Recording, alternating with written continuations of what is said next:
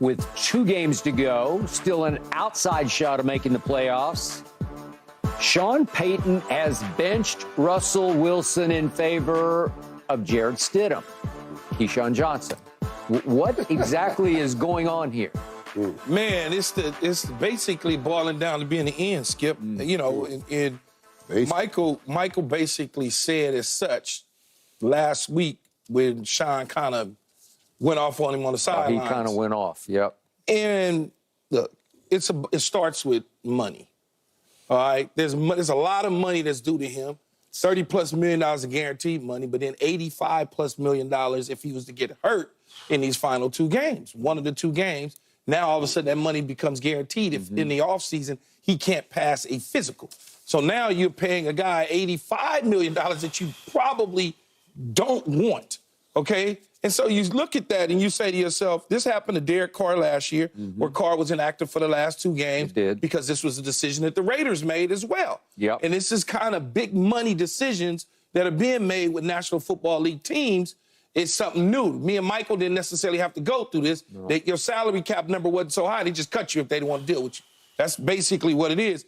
And this also reminds me a lot of Coach Parcells in the way he would handle certain situations. Sean's chip off the old block. Chip off the old block. Yes, he is. You know, you look at it and you go, well, Russell Wilson is a good football player, but he's not what he once was 4 or 5 years ago. Sean Payton had Drew Brees, but Drew Brees was not Drew Brees when Sean got him. He was a quarterback. He was a guy that they moved on from in San Diego. They did. And so Sean, he had a really serious neck injury. So Sean gets him, and he molds him, and he helps him become a future Hall of Famer. When you're looking at certain coaches in the National Football League, they're not looking at it the same way we're looking at it. I need a big-time quarterback because he thinks whatever Russell's giving me right now, I can find that on the streets. I don't know if he can find it on the streets. But on the streets, meaning I can get another guy, Skip, to do the same things for a lot less money. I'd rather go take a Jarrett Stidham, who I'm excited to see play. He is. Dink and dunk, give me 160 yards and a touchdown and not have to worry about $85 million. And that's what he's looking at. He's looking at it that way. If you think about it, Sean in New Orleans won games at times when Drew Brees was not underneath the center. It wasn't a 16-game season. Well, Teddy Bridgewater had a nice run. Teddy Bridgewater won games. He beat us one game in Teddy New Orleans. Bridgewater won games. Taysom Hill won games. Even just Jameis Winston had won games before he got hurt. So I understand what he's looking at and how he's doing things.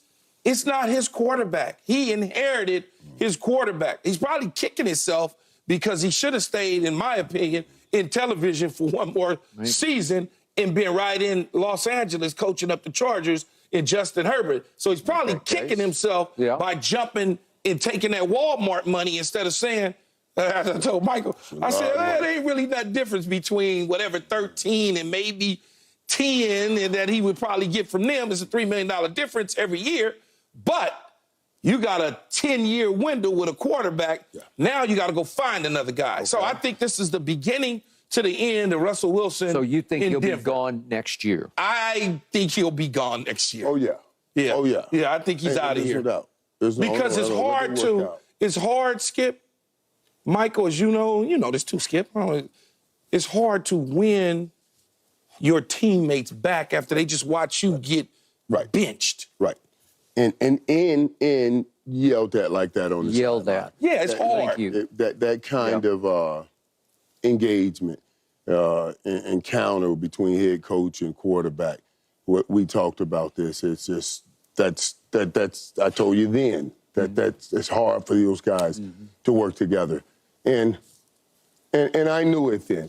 But now, and let me defend Sean in this sense because I understand when I look at it. And I've looked at how he's always been, how he's won games in the National Football League. Russ doesn't fit the mold of his quarterback. His quarterbacks have won games with receivers running right over the middle of the field and him getting that ball out. The Costans have the most reception. Marcus Costa has the most reception, most receiving yards, 9,000 yards, 9,759 yards. That's over the middle of the field. Then Michael Thomas. I'd say. Yeah. That's over the middle of the field. Then Jimmy Graham. That's over the middle of the field. And Russ is not that. We were talking about this the other day. Russ is not that pre-snap, Drew Brees, pre-snap. I got it. It's a quick hit. Let's take that. Let's take that. Let's march down the field, taking all of those quick hits and quick slants and quick hitches. Russ can't do that.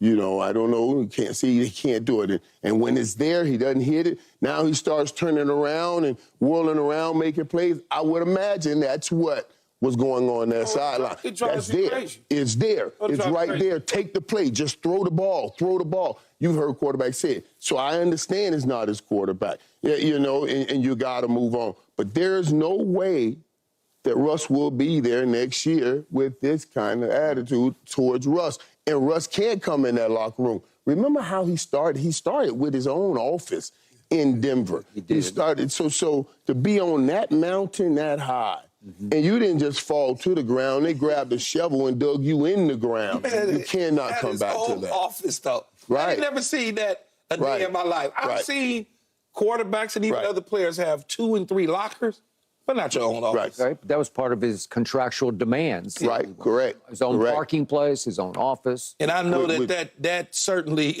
irked Sean. Right. Without Sean even telling me, I know it did. He made mention of it, that he didn't like it. Look, I'm going to say this again. I like Sean hugely. I have great respect for him as a play caller and a head football coach because he's done it at the highest level and been successful. I still haven't gotten over that tirade that he threw at Russ on national TV on the sideline, and it was the beginning of the end because it's one you can't come back from to me. It's so over the top. He lost it on Russ. And remember, the circumstance was they had back-to-back plays that looked like they had scored, and I think Russ wanted Sean to challenge, and neither time did Sean challenge. And yet, as Russ trots to the sideline, I assume he just said, I'm just guessing this, why didn't you challenge? And Sean didn't like that attitude because I think Russ is not his sort of cup of Gatorade. I just don't think he likes his nature or his realness or whatever that missing leadership trait is that Sean doesn't like. And he showed you what he thought of him because he would have never done that to Drew Brees. I mean, never close. I'm not sure he'd done that to a lot of quarterbacks he's coached. I don't think he would have done it to Teddy Bridgewater. But he did it to Russ because he's showing you, he can't help himself, he's showing you what he doesn't think of Russell Wilson.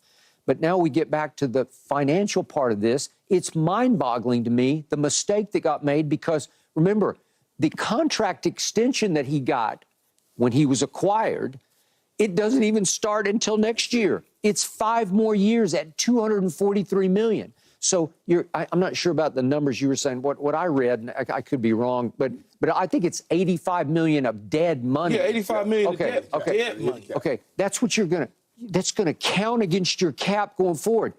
It's crippling, man. It's going to cost you a bunch of football players. It becomes dead money. June 1st, Skip, they could designate him, get rid of him June 1st.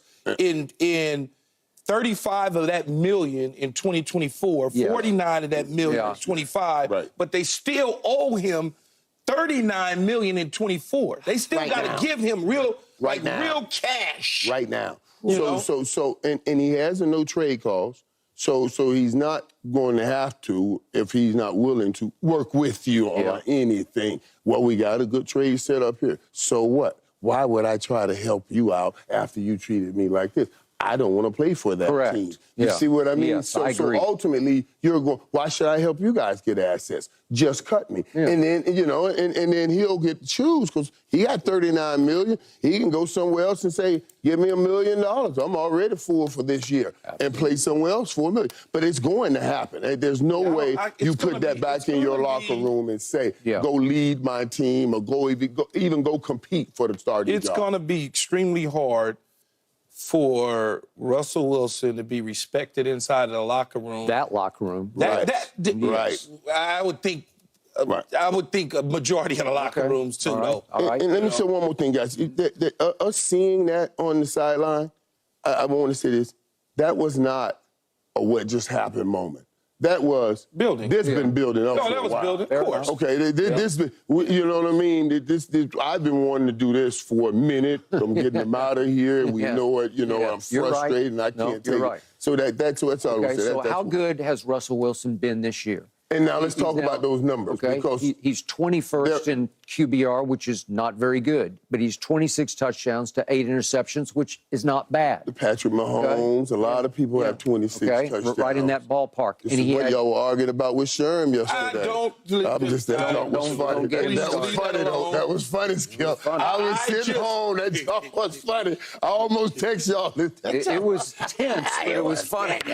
I just know that the numbers are down this year across the NFL offenses. That's all. This Sherm thing, Sherm So take deep breaths, Calm down. Just take some deep breaths.